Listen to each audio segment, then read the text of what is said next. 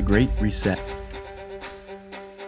The return of the 3.0-liter engine, coupled with the driver aid ban, marked the awkward era where Schumacher's individual performance would begin to shine.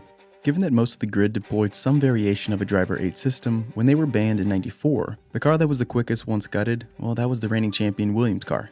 While Hill would lose to Schumacher for his first of 7 titles in very controversial fashion, Frank Williams and team would still retain the Constructors' Championship despite the tragic loss of their lead driver in Ayrton at the San Marino Grand Prix.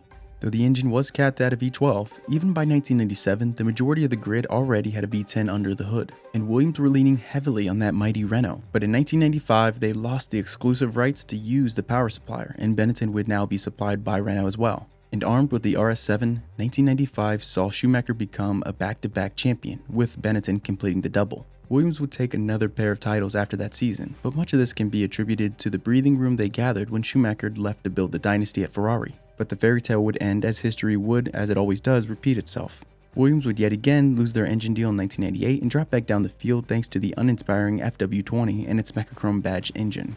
In this recurring theme, this moment right here, this season, this is one of the critical moments for the constructor, as I deemed it previously in another video. They'd also lose their star designer, Adrian Newey, to the surging McLaren team. But I won't rehash all that right now. Check out the half-century long devolution of the Williams Formula 1 team in the description below.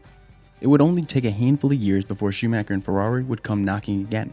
But first they'd have to get by McLaren now, with the brainpower of Adrian Newey. There were new technical regulations that were noteworthy commencing in the 1998 season. Number 1, the cars got more narrow, and number 2, groove tires re-emerged for the first time since the Lotus was winning races. And that second dynamic would rear its ugly head here in a few years, and although most of the teams had already adopted to the new engine regulations, the official switch to V10s would come at the turn of the century. And as if to foreshadow the dominance that was to come, the Scuderia would enter V10 land on a very positive note, taking the 1999 Constructors' Championship.